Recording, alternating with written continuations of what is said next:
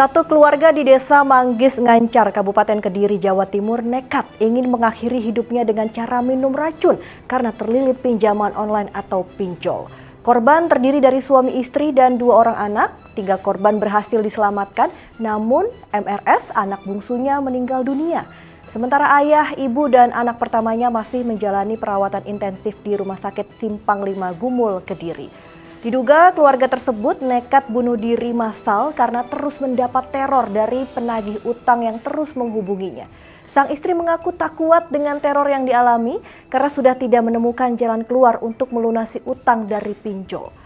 Menurut polisi, mereka merasa tidak ada jalan keluar setelah gagal meminta bantuan dari kerabat. Racun tikus yang digunakan dibeli di sebuah toko, kemudian dicampur dengan susu yang diminum bersama-sama. Dari keterangan awal, utang mereka sebesar 15 juta rupiah. Namun, tekanan dari pihak penagih membuat mereka stres dan akhirnya memutuskan melakukan tindakan nekat ini.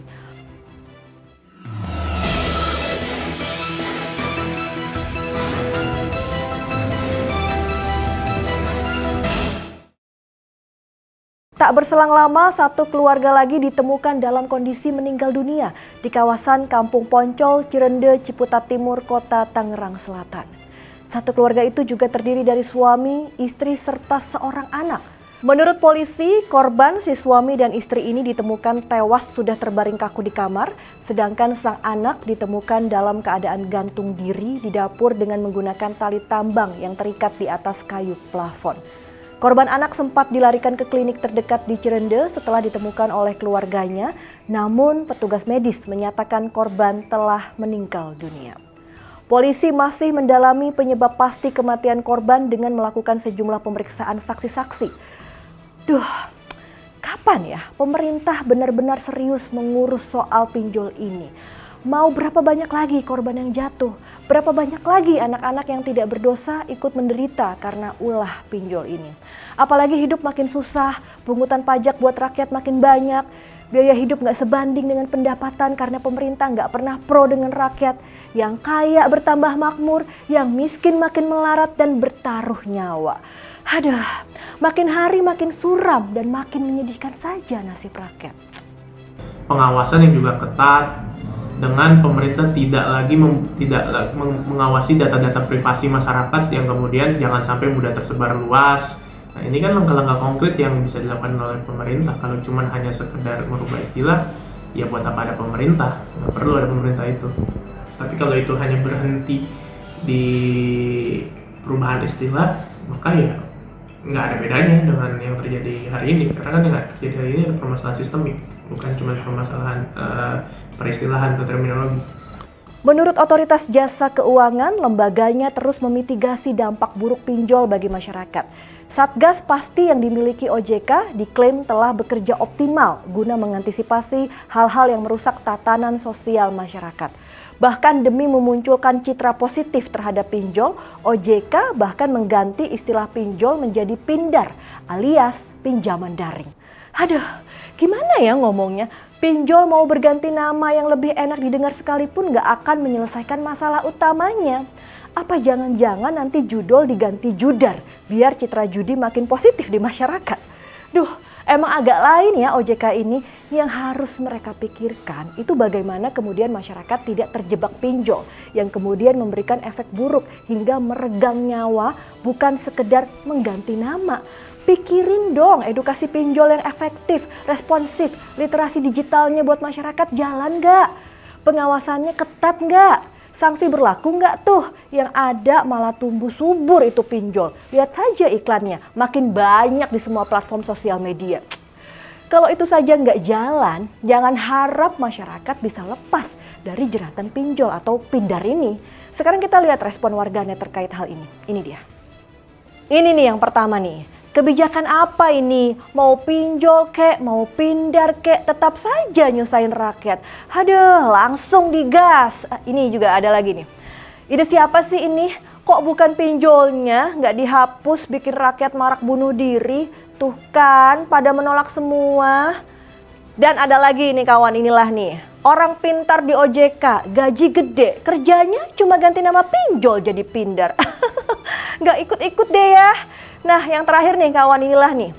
Lihat kan, mereka sebenarnya nggak peduli rakyat. Mereka hanya peduli duit masuk dan nggak peduli masyarakat susah.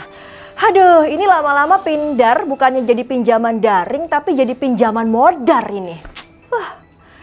Pakar Sosiologi Universitas Gadjah Mada, Andreas Budi Widianta, mengkritik keras Otoritas Jasa Keuangan atau OJK atas penggantian istilah pinjaman online atau pinjol menjadi pinjaman daring atau Pindar. Langkah itu dianggap sesat pikir dan tidak akan bisa mengubah stigma negatif soal pinjol bagi masyarakat, alias kebijakan OJK ini gak nyambung. Menurutnya, OJK tidak pernah serius menangani persoalan ini. Banyak masyarakat kecil kita yang hari ini terjerat pinjol. Mengubah nama tidak akan mengubah apapun dan tidak akan membantu mereka yang terjerat pinjol. Permasalahan pinjol ini bisa ditangani dengan kerjasama antara berbagai pihak, seperti OJK, Komdigi, dan aparat penegak hukum. Tapi sepertinya kewenangan dari masing-masing lembaga itu tidak pernah digunakan untuk berkoordinasi menyelesaikan pinjol yang semakin mencekik. Mestinya harus melakukan orkestrasi, penindakan itu secara holistik, secara menyeluruh, tidak parsial-parsial. Kasihan masyarakat yang kemudian masuk di dalam sebuah perangkap teknologi digital yang akhirnya dikenali.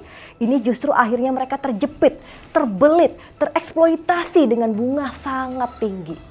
Ia berharap lembaga finansial milik negara yang jelas legal bisa diberdayakan akses pengkreditan kepada masyarakat.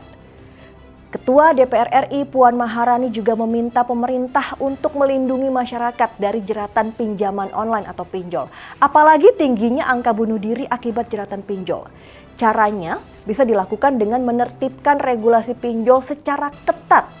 Kita ketahui sudah banyak peristiwa ironi yang terjadi karena pinjol.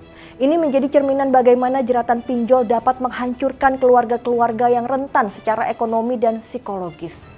Menurut Puan, bunga utang yang tidak masuk akal dari pinjol atau Pindar menjadi awal dari bencana itu. Anggota Komisi 11 DPR Tommy Kurniawan juga bersuara. Ia meminta pemerintah memperkuat sinergi memberantas pinjol ilegal yang menerapkan sistem atau model bunga berbunga. Tahun ini jumlah pinjol yang diblokir naik tajam, tetapi mereka tetap tumbuh dan muncul lagi yang baru seolah tidak ada efek jera dari para pelaku. Kami mendesak agar OJK, Komdigi, dan Polri lebih tegas dalam mengejar para pelaku. Politikus PKB itu juga mengatakan kejahatan pinjol ilegal sudah dapat dikategorikan sebagai penipuan yang sangat merugikan masyarakat dan harus berani memberantas dan menindak tegas para pelakunya. Yang tidak kalah penting, mendorong agar literasi keuangan di kalangan masyarakat, khususnya anak muda, terus ditingkatkan. Bagaimana ya? Sungguh dilematis, kondisi ekonomi yang semakin sulit membuat masyarakat memilih langkah instan dengan pinjol hingga terlilit makin kuat. Tapi di sisi lain, pemerintah juga nggak pernah serius memikirkan bagaimana nasib rakyat yang makin terpuruk dengan kebijakan yang makin hari makin menyengsarakan. Kapan sih pemerintah ini pro dengan rakyat? Saya Restulan dari pamit dan jangan lupa untuk like, komen, share, dan nyalakan notifikasinya untuk mendapatkan informasi seru dan menarik di inilah.com. Sampai jumpa dan wassalamualaikum warahmatullahi wabarakatuh.